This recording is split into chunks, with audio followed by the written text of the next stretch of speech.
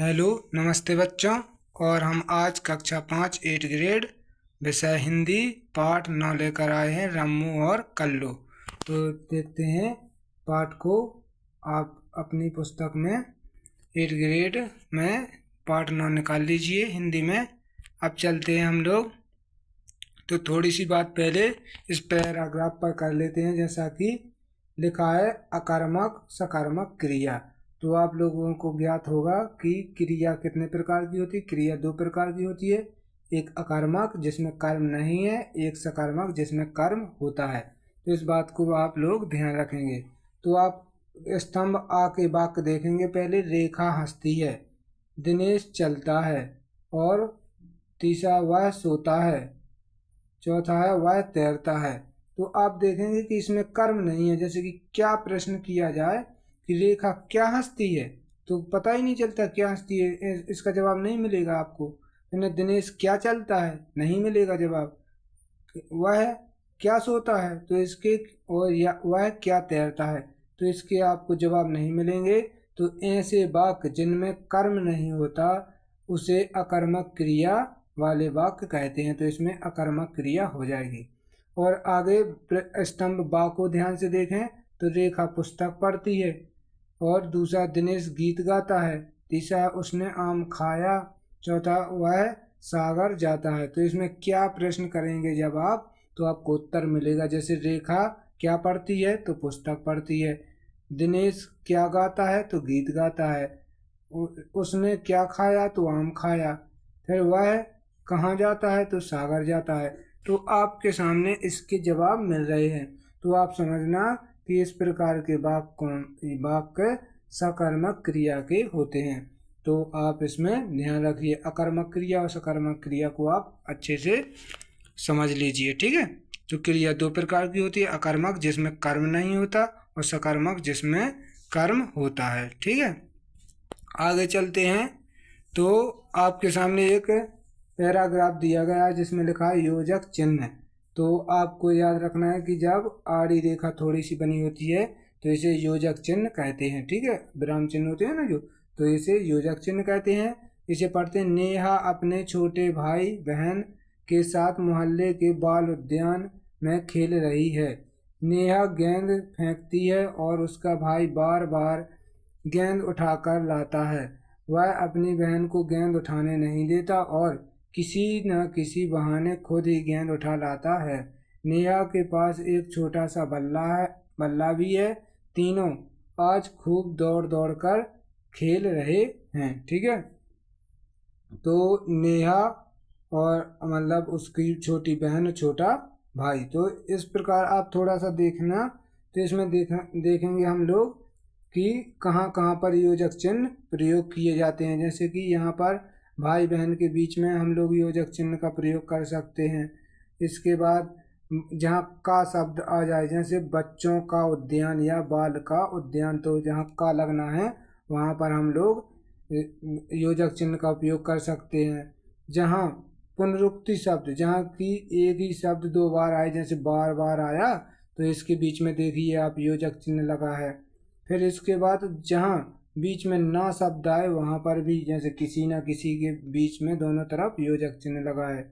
एक छोटा सा, तो जहाँ पर सा शब्द आता है वहाँ पर भी योजक चिन्ह का प्रयोग किया जाता है। तो आप इन नियमों को ध्यान रखेंगे कि जैसे चाचा चाची भाई बहन दादा दादी, इनके बीच में योजक चिन्ह का प्रयोग होता है। जहाँ का शब्द लिखना हो वहाँ पर योजक चिन्ह लग जाता है पुनरुक्ति शब्दों में। वो इसके नियम आगे लिखे भी हैं, तो हम उनको भी ध्यान से देखेंगे, और इस चिन्ह को योजक चिन्ह कहते हैं। तो आगे चलते हैं। तो आप देखें, अब पहला ही आ गया है कि कहाँ कहाँ पर योजक चिन्ह लगाया जाता है। तो पहला नियम लिखा है, दो शब्दों के बीच में और शब्द के स्थान पर दिए गए पद्यांश के रेखांकित शब्द, जैसे भाई बहन को बच्चों को दिखाएं। जैसे लिखा है भाई बहन, तो उसको अगर अपन अलग लिखेंगे तो योजक चिन्ह ना लगाएं तो कैसे लिखेंगे, भाई और बहन। तो जहाँ और शब्द आना है वहाँ पर भी हम लोग क्या लगा सकते हैं, योजक चिन्ह। से भाई बहन दादा दादी, तो दादा और दादी, चाचा और चाची, माता और पिता। तो जहाँ और लगना है वहाँ पर हम लोग योजक चिन्ह लगा सकते हैं। दूसरा है दो शब्दों के बीच में का के स्थान पर जैसे कि लिखा है बाल उद्यान, तो बाल का उद्यान या बच्चों का उद्यान, तो जहाँ का लगना था वहाँ पर यहाँ पर योजक चिन्ह लगा है। तीसरा है पुनरुक्ति शब्द। पुनरुक्ति शब्द कहलाते हैं जैसे कि एक ही शब्द दो बार आना, जैसे बार बार के बीच में लगा है योजक चिन्ह और दौड़ दौड़ के बीच में भी लगा है, ठीक है, तो इन्हें पुनरुक्ति शब्द कहते हैं। तो और की जगह और का की जगह और पुनरुक्ति शब्दों के बीच में योजक चिन्ह लगते हैं। आगे चौथा नियम है दो शब्दों के बीच में ना आने पर, तो जैसे लिखा था किसी न किसी, तो यहाँ पर भी योजक चिन्ह आया है। फिर लिखा तुलना के लिए, जैसे तुलना की जाए छोटा सा, ठीक है, नन्हा सा, तो जहाँ सा या सी आवे तो वहाँ पर भी हम लोग योजक चिन्ह लगा देते हैं। तो इस प्रकार आप योजक चिन्ह के नियमों को इसमें पढ़ सकते हैं और इनको याद भी रखना है। आगे चलते हैं, तो लिखा है बहुविकल्पीय प्रश्न, सही विकल्प छांट कर लिखिए। तो पहला ही प्रश्न लिखा है जैसा कि बाबूजी के समझाने के बाद क्या हुआ, तो ए ऑप्शन है रम्मू और कल्लू ने पढ़ाई नहीं की, बी ऑप्शन है रजिया ने बाबूजी की बात नहीं मानी, सी ऑप्शन है रजिया को दोनों से अपने काम को कराने की इच्छा हुई, और डी ऑप्शन है रम्मू और कल्लू में अच्छे जीवन यापन की इच्छा हुई। तो आप लोग जब पाठ पढ़ेंगे तो इसको बहुत अच्छे से जान जाएंगे कि जब बाबूजी ने समझाया तो रम्मू और कल्लू में अच्छे जीवन यापन की इच्छा हुई कि हम भी पढ़ लिख कर एक अच्छे इंसान बन सकते हैं। तो उत्तर होगा डी कि रम्मू और कल्लू में अच्छे जीवन यापन की इच्छा हुई, ठीक है। तो आप इसको बड़ी आसानी से लिख लीजिए कि ऑप्शन नंबर डी राइट होगा। आगे चलते हैं प्रश्न क्रमांक 2 की ओर। तो प्रश्न क्रमांक 2 जैसा कि लिखा है रदिया ने अपनी बेटियों के बारे में क्यों कहा कि बाबूजी आपने उनका जीवन बदल दिया। तो जब भी बाबूजी से चर्चा होती, जब उनकी रम्मू कल्लू पढ़ने लगी, तो रदिया ने कहा कि बाबूजी आपने उनका जीवन बदल दिया। तो इसके कहने के पीछे क्या अर्थ है, तो पहला ऑप्शन है बाबूजी ने पढ़ने के लिए पैसे दिए, बी ऑप्शन है बाबूजी ने दोनों को घर पर पढ़ाया, सी ऑप्शन है बाबूजी ने दोनों को पढ़ने के लिए प्रेरित किया, और डी ऑप्शन है वे पढ़ लिख कर अपने पैरों पर खड़ी हो गई। तो जब आप इस पाठ को पढ़ेंगे तो आपको पता चलेगा जब ये वाक्य बोला गया कि बाबूजी आपने उनका जीवन बदल दिया, तब बाबूजी ना तो उन्हें पैसे दे रहे थे, शुरू में दिए हैं पुस्तकों के लिए, रफ के मतलब रफ कॉपी के लिए, लेकिन बाद में जब पैसे नहीं दे रहे थे, और उन्होंने घर पर पढ़ाया भी है, लेकिन इसका राइट आंसर, और जब नौकरी नहीं लगी थी, ठीक है, तो उससे पहले का वाक्य है ये। तो इसका right answer option number C है, बाबूजी ने दोनों को पढ़ने के लिए प्रेरित किया। तो इस बात को लेकर कि आपने उन्हें पढ़ने के लिए प्रेरित किया और वो अच्छे से पढ़ने लगी, तो रदिया ने कहा कि बाबूजी आपने उनका जीवन बदल दिया, क्योंकि जब उनकी मास्टर की ट्रेनिंग चल रही थी, ठीक है, शिक्षक प्रशिक्षण। तो इसका राइट आंसर सी, बाबूजी ने दोनों को पढ़ने के लिए प्रेरित किया, ठीक है, इसलिए रदिया ने कहा बाबूजी आपने उनका जीवन बदल दिया, ठीक है। आगे चलते हैं प्रश्न क्रमांक 3 की ओर। तो प्रश्न क्रमांक 3 जैसा कि लिखा है आपके सामने, रम्मू और कल्लू बाबूजी के पास कब पढ़ने जाती थीं। तो ए ऑप्शन है सुबह के पहले, बी ऑप्शन है सुबह के बाद, सी ऑप्शन है दोपहर के पहले, डी ऑप्शन है दोपहर के बाद। तो आप जब पाठ पढ़ेंगे तो उसमें पता चलेगा आपको कि जब वो घर का काम कर लेती थी, इसके बाद दोपहर के बाद रम्मू कल्लू बाबूजी के यहाँ पढ़ने जाती थी। तो ऑप्शन नंबर डी राइट होगा। ऑप्शन नंबर डी में लिखा है दोपहर के बाद, तो हमने लिख दिया डी नंबर दोपहर के बाद, ठीक है। आगे चलते हैं प्रश्न क्रमांक 4 की ओर। तो प्रश्न क्रमांक 4 लिखा है रम्मू और कल्लू ने कितने वर्ष का शिक्षक प्रशिक्षण प्राप्त किया। तो ये ऑप्शन है 1 वर्ष, बी ऑप्शन है 2 वर्ष, सी ऑप्शन है 3 वर्ष, और डी ऑप्शन है 4 वर्ष। तो इसका राइट आंसर है ऑप्शन नंबर बी 2 वर्ष।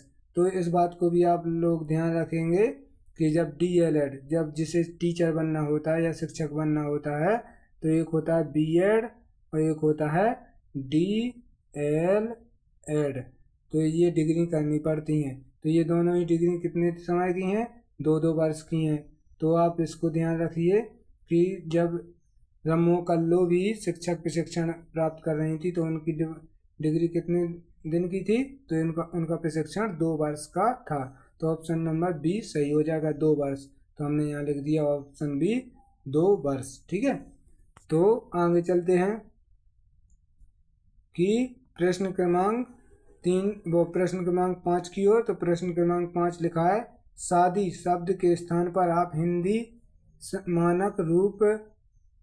मानक शब्द का उपयोग कर सकते हैं। तो शादी के लिए हम हिंदी में क्या कहते हैं यह बताना है। तो ये ऑप्शन है वर्षगांठ, बी ऑप्शन है जन्मदिन, सी ऑप्शन है समारोह और डी ऑप्शन है विवाह। तो आप लोग जानते हैं कि जब कहीं शादी होती तो हम लोग कार्ड में पढ़ते हैं कि शुभ विवाह, तो शादी को हम विवाह भी कहते हैं। तो ऑप्शन नंबर डी सही हो जाएगा, विवाह। ठीक है, और ये जन्मदिन जन्मोत्सव को कहते हैं जब जन्म होता है बच्चे का जिस तारीख को, तो उस दिन जन्मदिन मनाते हैं। वर्षगांठ मतलब किसी चीज़ की 1 वर्ष होने पर उस तारीख को वर्षगांठ कहते हैं। शादी आदि में कहते हैं ना वर्षगांठ मनाई जा रही। और समारोह उत्सव कहलाता है। ठीक है, तो आप इसका राइट आंसर डी लगा लेंगे, विवाह। शादी को विवाह भी कहते हैं। आगे चलते हैं, नीचे दिए गए प्रश्नों में से उचित शब्द चुनकर रिक्त स्थानों की पूर्ति करना है। तो जैसे कि ये शब्द लिखे हैं ये प्रश्न है। तो पहला प्रश्न क्रमांक 6 लिखा है, शिक्षक बनने के लिए रम्मू और कल्लू ने खाली स्थान में प्रवेश लिया। तो शिक्षक बनने के लिए रम्मू और कल्लू ने किसमें प्रवेश लिया, मतलब नाम लिखाया। तो प्रशिक्षण विद्यालय में, मतलब टीचर के प्रशिक्षण विद्यालय में उन्होंने अपना नाम लिखाया था। तो ऑप्शन नंबर प्रश्न क्रमांक 6 का उत्तर होगा प्रशिक्षण विद्यालय। हमने यहाँ पर प्रशिक्षण विद्यालय पर 1 नंबर डाल दिया है। आगे प्रश्न क्रमांक 7 लिखा, रदिया ने खाली स्थान मासिक पर सहायिका रखी। तो उन्होंने रदिया ने कितने रुपए पर मासिक सहायिका रखी, तो ऑप्शन नंबर 2 नंबर पर हम लिख देंगे 100 रुपये। तो क्या होता है कि जब रम्मू और कल्लू को मासिक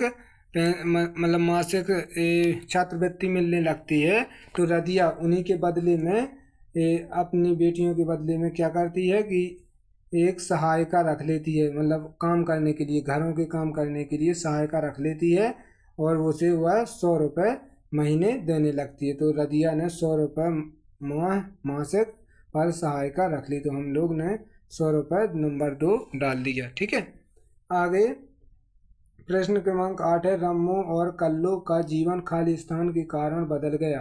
तो रम्मू और कल्लू का जीवन किसके कारण बदल गया, तो डी 3 नंबर पे भरेंगे, पढ़ाई के कारण। तो हमने पढ़ाई के ऊपर 3 नंबर लिख दिए। तो रम्मू और कल्लू का जीवन पढ़ाई के कारण बदल गया। आगे है प्रश्न क्रमांक 9, कालाक्षर भैंस बराबर का अर्थ खाली स्थान होना है। तो आप जैसा कि जानते हैं कि हम कब कहते हैं कि कालाक्षर भैंस बराबर, अनपढ़ व्यक्ति के लिए, मतलब अनपढ़ होते जो उन्हें कालाक्षर भैंस बराबर की कहावत कही जाती है। तो ये है कालाक्षर भैंस बराबर का अर्थ है अनपढ़ होना। ठीक है, होना है। आगे प्रश्न क्रमांक 10 है, हमने यहाँ पर अनपढ़ के ऊपर 4 नंबर लिख दिए। आगे प्रश्न क्रमांक 10 है, अनुरोध करने के लिए खाली स्थान शब्द का प्रयोग किया जाता है। तो अनुरोध करने के लिए किस शब्द का प्रयोग किया जाता है, कृपया। तो हमने यहाँ कृपया के ऊपर 5 नंबर डाल दिया और यहाँ पर कृपया शब्द भर भी दिया। तो आप लोग इस प्रकार सभी रिक्त स्थानों को भर सकते हैं। पहले में प्रशिक्षण विद्यालय, दूसरे में 100 रुपये, तीसरे में पढ़ाई, चौथे में अनपढ़ और 5वें में कृपया। ठीक है, तो जब हमें किसी से अनुरोध करना होता है तो हम लोग कहते हैं कृपया हमारे यहाँ से काम कर दीजिए। ठीक है, तो हम कृपया शब्द का प्रयोग करते हैं। आगे चलते हैं अति लघुत्तरीय प्रश्नों की ओर। एक शब्द या एक वाक्य में उत्तर लिखना है। तो जैसा कि प्रश्न क्रमांक 11 लिखा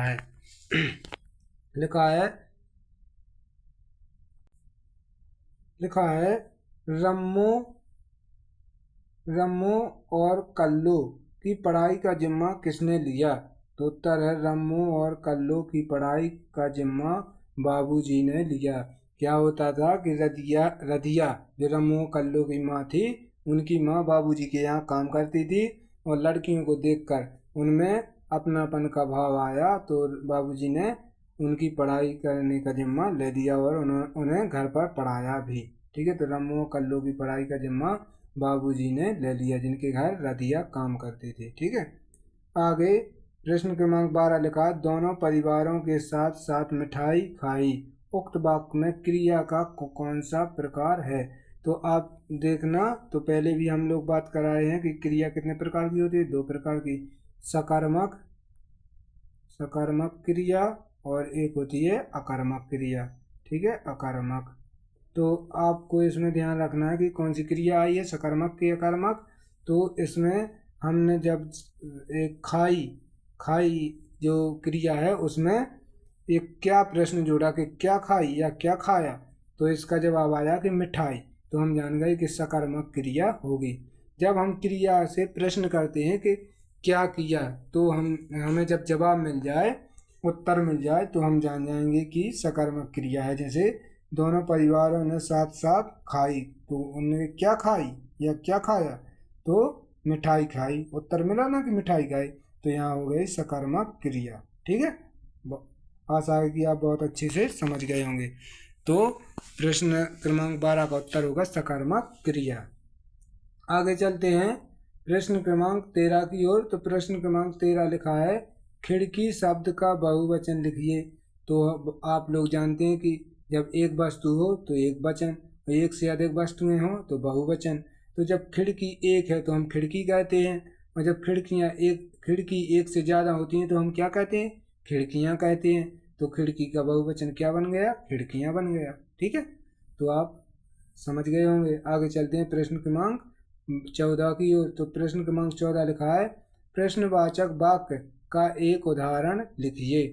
तो प्रश्नवाचक वाक्य का एक उदाहरण क्या होगा, आपका नाम क्या है, हो गया प्रश्नवाचक। प्रश्नवाचक का क्या होता है कि उसमें उस वाक्य में प्रश्न पूछा जाए, जैसे आप कहाँ जा रहे हैं, आप क्या खा रहे हैं, आपका नाम क्या है। तो हमने लिख दिया आपका नाम क्या है, यह एक प्रश्नवाचक वाक्य हो गया। ठीक है, तो आप इसका जवाब लिख लेंगे। और भी बना सकते हैं कि आप कहाँ जा रहे हैं। ठीक है, तो इस प्रकार से आपके प्रश्न हो जाएंगे। ठीक है, आप कहाँ रहते हैं, ठीक है, आप किस कक्षा में पढ़ते हैं, तो ये सभी प्रश्नवाचक वाक्य हो जाएंगे। आगे चलते हैं प्रश्न क्रमांक 15 की ओर। ये है लघु उत्तरीय प्रश्न। तो प्रश्न क्रमांक 15 जैसा कि लिखा है, दिए गए मुहावरों का अर्थ लिखकर वाक्यों में प्रयोग कीजिए। तो पहला ही मुहावरा लिखा है 9 2 11 होना। तो अब हमें इसके वाक्य में प्रयोग करना है। 9 2 11 होने का मुहावरा है, वाक्य में प्रयोग, यहाँ अर्थ बताना है पहले। तो हमने 9 2 11 का अर्थ है भाग जाना, कहते हैं 9 2 11 हो गए मतलब भाग गए। ठीक है, तो भाग जाना इसका अर्थ हो गया। वाक्य प्रयोग, पुलिस को देखकर चोर 9 2 11 हो गए। यह बहुत ही मतलब प्रचलित वाक्य है कि जब हमें 9 2 11 का वाक्य बनाना होता है तो आसानी से हम लोग बना देते हैं, पुलिस को देखकर चोर 9 2 11 हो गए मतलब भाग गए। ठीक है, आगे दूसरा मुहावरा है मन मार कर रह जाना। तो इसका अर्थ है मजबूरी के कारण अपनी इच्छा दबा लेना। तो जब हम अपनी इच्छाओं को दबा लेते हैं तो हम कहते हैं कि वो तो मन मार कर रह गया। ठीक है, तो अपनी इच्छा को दबा लेता है, तो मजबूरी के कारण अपनी इच्छा दबा लेना। और हमने वाक्य प्रयोग किया कि मिठाई के लिए रुपए ना मिलने से बच्चा मन मार कर रह गया। ठीक है, तो उसे मिठाई खानी थी लेकिन पैसे नहीं मिले, तो यह पैसे ना मिलना क्या हो गई, उसकी मजबूरी हो गई। तो पैसे ना मिलना उसकी मजबूरी है, इसलिए इसका वाक्य बना मिठाई के लिए रुपए ना मिलने से बच्चा मन मार कर रह गया। ठीक है, उसने अपनी इच्छाओं को दबा लिया। आगे चलते हैं प्रश्न क्रमांक 16 की ओर। तो प्रश्न क्रमांक 16 जैसा कि लिखा है, रम्मू और कल्लो की पढ़ाई करने की इच्छा और तेज हो गई। तो रम्मू और कल्लो की पढ़ाई करने की इच्छा और तेज कैसे हो गई, ये कैसे शब्द भूल गए थे हम, तो कैसे हो गई, उत्तर है कक्षा 8 की परीक्षा रम्मू ने प्रथम श्रेणी के अंकों से और कल्लो द्वितीय श्रेणी में उत्तीर्ण होने से रम्मू और कल्लो की पढ़ाई करने की इच्छा और तेज हो गई। जब वे कक्षा 8 की परीक्षा पास हुई तो उन्हें पढ़ने के लिए और अच्छा लगा और पढ़ने के लिए वे प्रेरित हुई। तो इसका मतलब कि रम्मू ने प्रथम श्रेणी के अंकों से कक्षा 8 की परीक्षा उत्तीर्ण की और कल्लू ने द्वितीय श्रेणी में उत्तीर्ण होने से रम्मू और कल्लू की पढ़ाई करने की इच्छा और तेज हो गई। तो इसका अब आप सही लिख लीजिए कि कक्षा 8 की पढ़ाई वो कक्षा 8 की परीक्षा रम्मू ने प्रथम श्रेणी के अंकों से और कल्लू द्वितीय श्रेणी में उत्तीर्ण होने से रम्मू और कल्लू की पढ़ाई करने की इच्छा और तेज हो गई। ठीक है, तो प्रश्न क्रमांक 16 का आंसर आपका इस प्रकार हो जाएगा। आगे चलते हैं प्रश्न क्रमांक 17 की ओर। तो प्रश्न क्रमांक 17 लिखा है, रदिया अपनी बेटियों को पढ़ाने से मना क्यों कर रही थी? तो रदिया मना क्यों कर रही थी? इसका उत्तर है, बेटियों के विद्यालय जाने से रदिया को काम में कठिनाई होने और आमदनी आधी रह जाने के कारण रदिया अपनी बेटियों को पढ़ाने से मना कर रही थी। तो क्या था, रदिया को डर था कि अगर बेटियां विद्यालय जाने लगेंगी तो जो लड़कियां काम करती हैं उनका काम भी मुझे ही करना पड़ेगा, या काम छोड़ना पड़ेगा या उनका काम करना पड़ेगा, तो काम में कठिनाई होगी।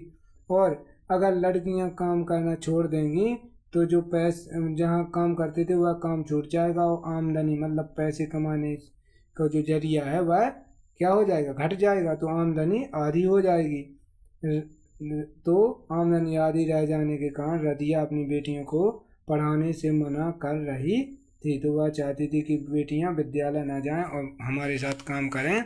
और वो रदिया भी अनपढ़ थी, तो वह सोचती थी कि पढ़ लिख कर ये क्या करेंगी, अगर ये पढ़ लिख गई तो इनके लिए पढ़े लिखे लड़के भी ढूंढने पड़ेंगे, जो मुश्किल का काम हो जाएगा। ठीक है, तो आपका प्रश्न क्रमांक 17 का आंसर होगा, बेटियों को विद्यालय जाने से रदिया को काम में कठिनाई होने और आमदनी आदि रह जाने के कारण रदिया अपनी बेटियों को पढ़ाने से मना कर रही थी।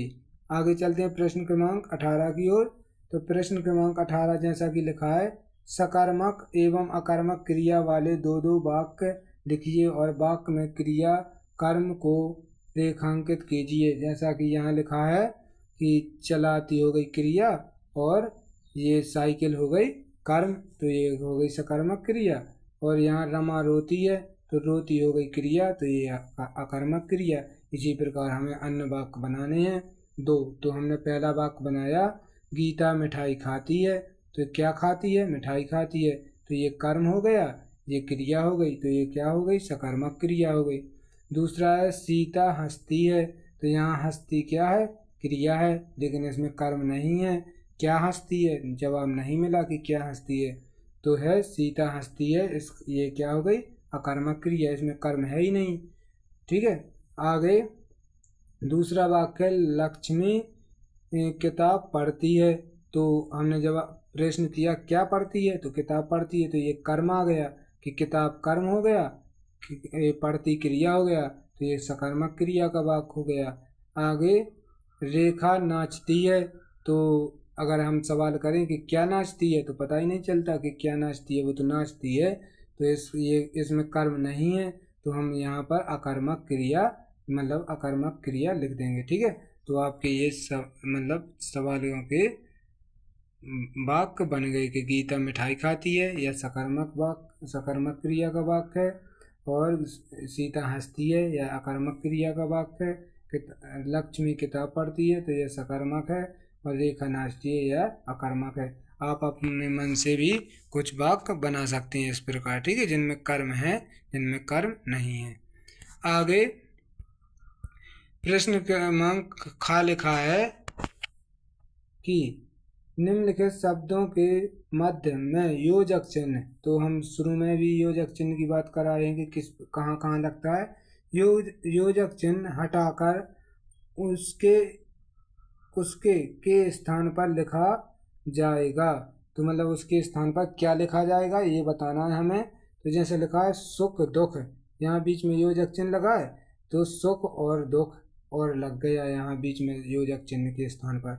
दूसरा राज धर्म, तो राजा का धर्म, तो यहाँ योजक चिन्ह की जगह पर क्या लग गया, क्या का लग गया। धर्म अधर्म, तो धर्म और अधर्म, ये भी यहाँ योजक चिन्ह की जगह पर और शब्द लग गया। माता पिता, तो माता और पिता, तो माता और पिता के बीच में और शब्द आ गया। ऊपर नीचे, तो इसका ऊपर या नीचे, ठीक है। तो इस प्रकार आपके योजक चिन्ह की जगह और, का, और या शब्द आ गए, ठीक है। तो ये आपके इस प्रकार शब्द आएंगे, ठीक है। हम लोग लिख देंगे सुख और दुख, राजा का धर्म, धर्म और अधर्म, माता और पिता, ऊपर या नीचे, ठीक है। तो आगे चलते हैं प्रश्न क्रमांक 19 की ओर, जो कि दीर्घ उत्तरीय प्रश्न है। तो जैसा कि लिखा है प्रश्न, आपके अनुसार पढ़ना लिखना क्यों जरूरी है। हमें बताना है कि पढ़ना लिखना क्यों जरूरी है। तो उत्तर है पढ़ लिख कर अपने पैरों पर खड़े होना। तो पैरों पर खड़े होने का मतलब है कि रोजगार करना, यानी पैसे कमाना, ठीक है। तो अपने पैरों पर खड़े होना, आजीविका कमाना, मतलब पैसे कमाना या जीवन चलाने के लिए जो धन कमाया जाता है, तो आजीविका कमाना सीखते हैं। पढ़ लिख कर अपने पैरों पर खड़े होना, आजीविका कमाना सीखते हैं। पढ़ने लिखने से ज्ञान की प्राप्ति, मतलब पढ़ने लिखने से ज्ञान की प्राप्ति, सही गलत की पहचान सीखते हैं कि क्या सही है क्या गलत है, या पढ़ लिख कर हम लोग सीखते हैं। पढ़ने से आदर और सम्मान प्राप्त होता है। तो आपने देखा होगा पढ़े लिखे लोगों को थोड़ा समाज में अच्छी दृष्टि से देखा जाता है, तो आदर और सम्मान प्राप्त होता है, इसलिए पढ़ना लिखना जरूरी है, ठीक है। अगर आप पढ़ लिख कर कुछ करने लगते हैं तो लोग आपको आदर सम्मान से देखने लगते हैं, ठीक है। तो पढ़ लिख कर अपने पैरों पर खड़े होना, आजीविका कमाना सीखते हैं। पढ़ने लिखने से ज्ञान की प्राप्ति, सही गलत की पहचान सीखते हैं। पढ़ने से आदर और सम्मान प्राप्त होता है, इसलिए पढ़ना लिखना जरूरी है, ठीक है। तो आपका प्रश्न क्रमांक 19 का जवाब यह हो जाएगा। आगे चलते हैं प्रश्न क्रमांक 20 की ओर।